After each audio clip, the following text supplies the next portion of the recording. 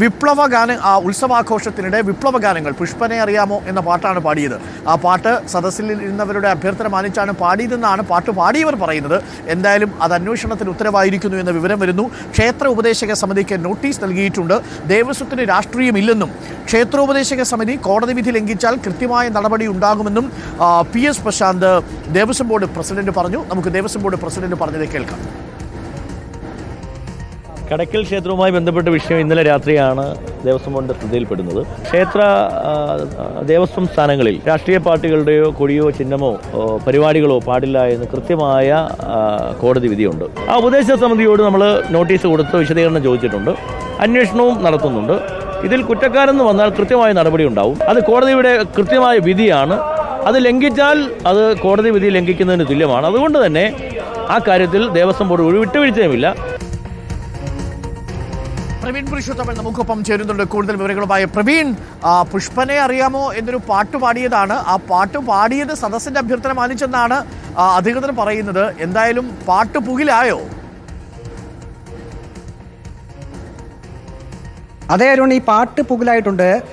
കഴിഞ്ഞ ദിവസം കൊല്ലം കടയ്ക്കൽ ദേവീക്ഷേത്രത്തിൽ തിരുവാതിര ഉത്സവത്തോടനുബന്ധിച്ചാണ് അവിടെ ഒരു ഗാനമേള നടന്നത്. ഈ ഗാനമേളക്കിടെയാണ് വിപ്ലവ ഗാനം അവിടെ പാടിയത്. ഈ ദൃശ്യങ്ങൾ ഉൾപ്പെടെ സാമൂഹ്യ മാധ്യമങ്ങളിൽ പ്രചരിച്ചു. അതിനെ തുടർന്ന് അത് വിവാദമാവുകയും ചെയ്തു. പക്ഷേ ക്ഷേത്രോപദേശക സമിതി തിരുവിതാംകൂർ ദേവസ്വം ബോർഡിനെ അറിയിച്ചിരിക്കുന്നത് അത് തങ്ങളുടെ നിർദ്ദേശപ്രകാരമല്ല അത്തരം ഒരു ഗാനം ആ ഗായകൻ പാടിയത്, മറിച്ച് അവിടെ കാണികളിൽ ആരോ ഒരാൾ ഒരു പാട്ട് പാടണമെന്ന് ആവശ്യപ്പെട്ടു. അതിൻ്റെ അടിസ്ഥാനത്തിൽ ആ ഗായകൻ പാടിയെന്നാണ്. പക്ഷേ ഇക്കാര്യത്തിൽ ഒരു കർശന നിലപാടിലേക്ക് തിരുവിതാംകൂർ ദേവസ്വം ബോർഡ് പോവുകയാണ്. ബോർഡ് പ്രസിഡന്റ് PS പ്രശാന്ത് വ്യക്തമാക്കിയത് ക്ഷേത്രോപദേശക സമിതിക്ക് ഈ വിഷയത്തിൽ നോട്ടീസ് അയച്ചു കഴിഞ്ഞു. അവരുടെ വിശദീകരണം തേടും. ക്ഷേത്രങ്ങളിൽ രാഷ്ട്രീയപരമായിട്ടുള്ള ഒരു കാര്യങ്ങളും പാടില്ല എന്ന് കൃത്യമായിട്ടുള്ള കോടതി വിധിയുണ്ട്. അപ്പോൾ ഇത് കോടതി വിധി ലംഘനം എന്ന് കരുതേണ്ടി വരും.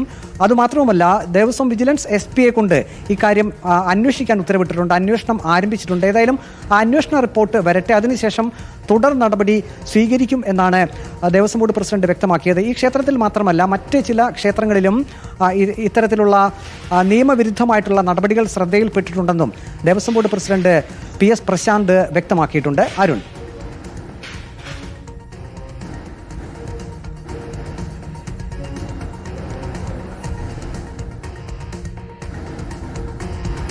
Okay, thank you. പ്രവീൺ പുരുഷോത്തമനാണ് ചേർന്നത്.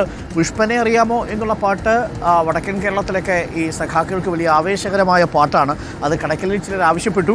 അപ്പോൾ പാട്ട് പാടി. പാട്ട് എന്തായാലും പുകലായി. പുകലിന് പിന്നാലെ നോട്ടീസ് വന്നു. ഇനി നോട്ടീസ് മുന്നിൽ വിശദീകരണം വേണം. വിജിലൻസ് അന്വേഷണത്തിനാണ് ദേവസ്വം ബോർഡ് ഉത്തരവിട്ടിരിക്കുന്നത് എന്നാണ് നമ്മൾ മനസ്സിലാക്കുന്നത്. എന്തായാലും റിപ്പോർട്ട് വരട്ടെ എന്നുള്ളതാണ് ദേവസ്വം ബോർഡിൻ്റെ നിലപാട്. കോടതി വിധി അനുസരിച്ച് ക്ഷേത്രങ്ങളിലോ ക്ഷേത്ര പരിസരങ്ങളിലോ ഒരു തരത്തിലുള്ള രാഷ്ട്രീയ പാർട്ടിയുടെ കൊടിയോ അവരുടെ പാട്ടുകളോ ഒന്നും ഉപയോഗിക്കാൻ പാടുള്ളതല്ല. എന്നാൽ അതൊരു ഗാനമേളയ്ക്ക് സ്വകാര്യ ട്രൂപ്പ് പാടിയാൽ എന്ത് ചെയ്യും എന്നൊരു ചോദ്യമുണ്ട്.